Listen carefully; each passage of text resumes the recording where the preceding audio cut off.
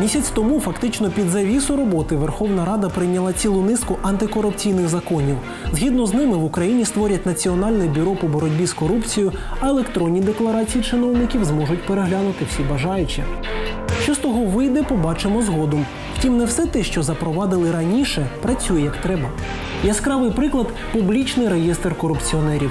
Кожного засудженого за такі правопорушення мають вносити до електронної бази, яка є у вільному доступі в інтернеті. Що ж насправді у тому реєстрі, дивіться в сюжеті далі. 5 тисяч гривень за право займатися роботами з підвищеною небезпекою. Такий рахунок виставило керівництво навчального комбінату «Кривбасбуд», що у Кривому Розі. Начальник договірного відділу Лариса Ісмаїлова двічі підбурювала людей дати хабара за отримання свідоцтва без навчання. Погодившись, замовники сплатили гроші. 1000 гривень комісійних жінка залишила собі. 4 передала директору Ірині Крикун. Майже одразу кабінет директора обшукали правоохоронці. Гроші вилучили та повернули власникам. Через півроку Криворізький суд постановив визнати Крикун Ірину винною у вчиненні злочину. Покарання – штраф 17 тисяч гривень з позбавленням права займати посади голови Державної кваліфікаційної комісії на строк 1 рік. Підбурювачку Ісмаїлову Ларису оштрафували на 8,5 тисяч гривень. Вирок набув законної сили у травні 2014-го. Жінок засудили за статтями 368 та 369 Кримінального кодексу. Одержання хабара і незаконне збагачення. Ці злочини є корупційними. Згідно із законом про засади запобігання та протидії корупції, інформація про осіб, які вчинили такі злочини, має потрапляти до єдиного реєстру.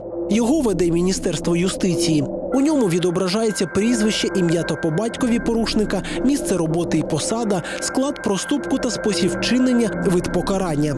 І головне, як пишуть законодавці, зазначені відомості не належать до конфіденційної інформації про особу та не можуть бути обмежені в доступі. Стаття 21 Закону України про засади запобігання та протидії корупції. Разом з юристом Олександром Снісарем занурюємося у реєстр, аби знайти у ньому наших героїнь. Втім, за півроку після оголошення вироку ані Ірини Крикун, ані Лариси Ісмаїлової у базі немає. Технічно це помилка чи тенденція? Перевіряємо. Ми зібрали інформацію по всіх кримінальних та адміністративних корупційних порушеннях у Дніпропетровській області, за якими вироки суду набули чинності. Період з 1 січня до 1 жовтня 2014 року. Таких було 149, засуджені 153 особи. З них у реєстрі знайшлося трохи більше 20. Висновок – відсутність інформації в реєстрі корупціонерів швидше тенденція, ніж випадковість. На думку юриста, одна з причин – забагато ланок у ланцюжку. Решение, вступившее в законную силу, перенаправляется в реестр судебных решений, и только с реестра судебных решений перенаправляется в реестр особ-коррупционеров, то есть Министерство юстиции. Чересчур много звеньев, где может пропадать данная информация. Реестр работает, скажем так, неудовлетворительно.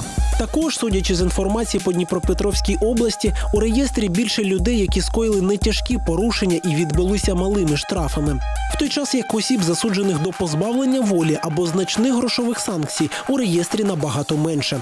Ось приклад. Наталія Левенець, спеціаліст Держземагентства у Дніпродзержинську, сплатила 340 гривень штрафу за некоректне заповнення декларації про доходи. Вона у реєстрі є. А от Юрій Влащенко, екс-начальник Царичанської виконавчої служби, якого засудили до позбавлення волі за зловживання службовим становищем та заволодіння майном, у реєстрі відсутній.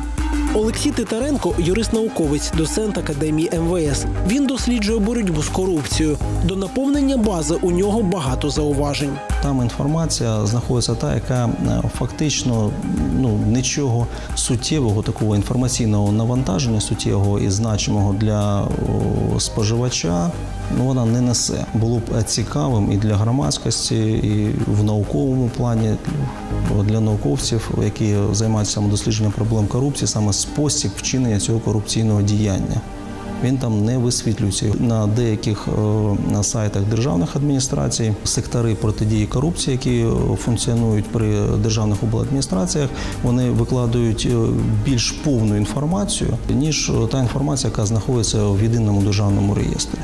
то це є такий нонсенс, і треба в цьому плані щось міняти. На деяких сайтах державної адміністрації зазначається дата вчинення цього корупційного правопорушення, хоча в реєстрі цієї інформації взагалі немає. А це дуже важливо знати. Форма пошуку у реєстрі далека від досконалості. Як показала практика, якщо ви хочете когось у ньому знайти, то ви маєте напевне знати, що особа там є. Шукати можна лише по повному прізвищу, імені та по батькові. Жодних інших фільтрів не передбачено. Було б доцільніше, щоб ця система, або цей реєстр за пошуком був дещо схожий за пошуком рішень судів першої інстанції або апеляційної, касаційної інстанції. Це єдиний реєстр судових рішень.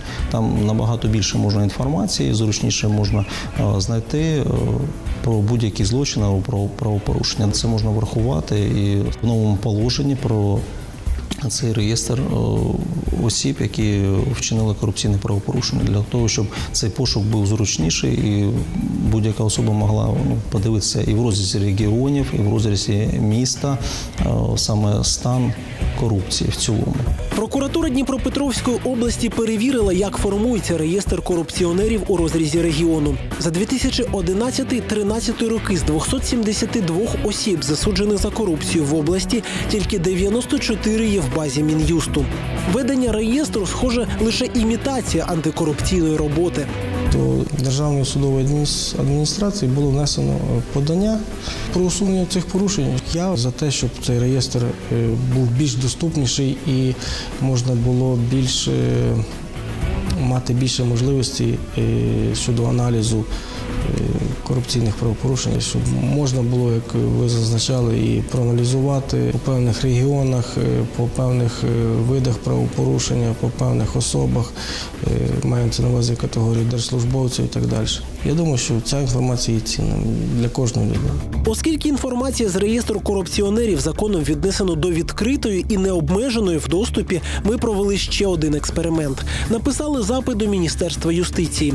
Просили надати ті самі відкриті відомості з реєстру у письмовому вигляді по Дніпропетровській області. Інтрига тривала недовго, і через 5 днів ми отримали відмову. Мовляв, вам надання такої інформації не передбачено законом і взагалі використовуйте веб-сайт. Інформація з реєстру подається на запит державних органів, на запит правоохоронних органів, під час міжвідомчих звірянь та на звернення фізичної особи із запитом про себе. Провести пошук можна за посиланням на банері, який розміщений на сайті Міністерства юстиції України. Ось таке замкнене коло. Там, де маєш знайти, не знайдеш. Той, хто має сказати, замовчує.